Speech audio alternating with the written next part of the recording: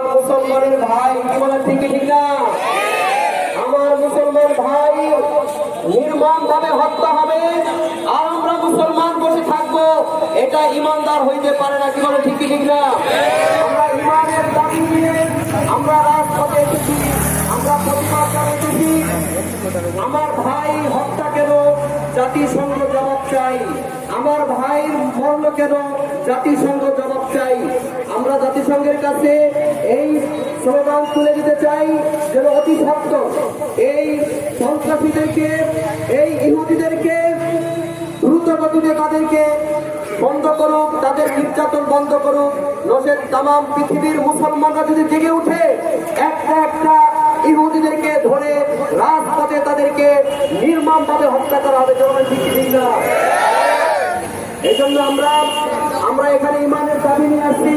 বিভিন্ন সময় বিভিন্ন ভাবে আমাদের যেরকম আহ্বান করা হবে, যে কোনো ইসলামের বিপক্ষে যেই দাঁড়াবে তার বিপক্ষে আমরা সবাই সোচ্চার থাকবো। যখন ডাক দিব আমরা যে যেখানে থাকি এই ডাকে মুসলিম তৌহিদি জনতার ডাকে, ওলামায়ে কেরামের ডাকে আপনারা সাড়া দিলেন।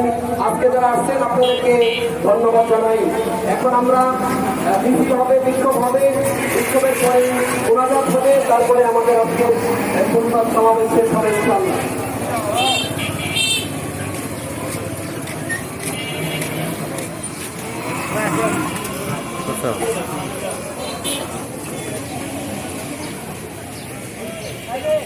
সম্মানিত উপস্থিতি, এই পর্যায়ে আপনাদের সামনে সংক্ষিপ্ত বক্তব্য নিয়ে আসছেন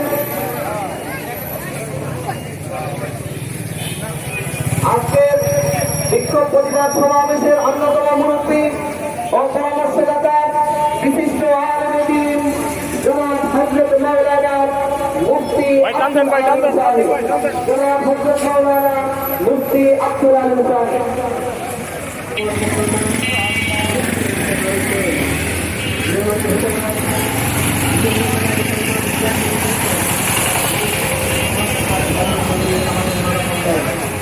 ইসলাম শান্তি ধর্ম, ইসলাম শান্তি চায়, কখনো অশান্তি চায় না।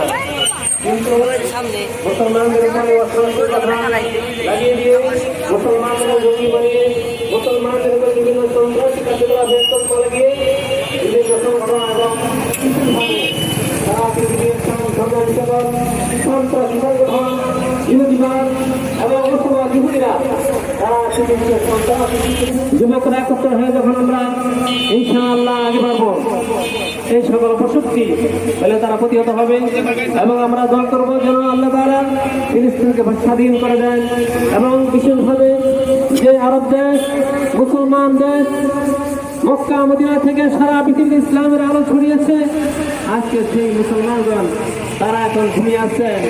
কিন্তু তাদের আদি পিতা যারা চলে গেছেন তারা ছিলেন পীর পুরুষ, তারা ছিলেন সাহাবায়ে কেরাম, তারা ছিলেন ইসলামের আদর্শ, যাদের কারণে সারা বিশ্বে ইসলাম ছড়িয়েছে। আজকে আমি আপনাদেরকে অনুরোধ করবো আমরা সকলেই একত্রিত হয়ে আমরা প্রতিবাদ করি যেন এই যে ইসরায়েল একটি সন্ত্রাসী রাষ্ট্র বলে তারা যেন মুসলমানদের উপর আক্রমণ করে। আমরা এই আহ্বান আমি সকলের পক্ষ থেকে জানাচ্ছি এবং বিশেষভাবে জাতিসংঘের কাছে আবেদন যেন পৌঁছে দেওয়া হয়। মহান আল্লাহ আমাদের সকলকে তৌফিক দান করেন, আমরা যেন সঠিক সরল পথ অনুসরণ করতে পারি। আমিন।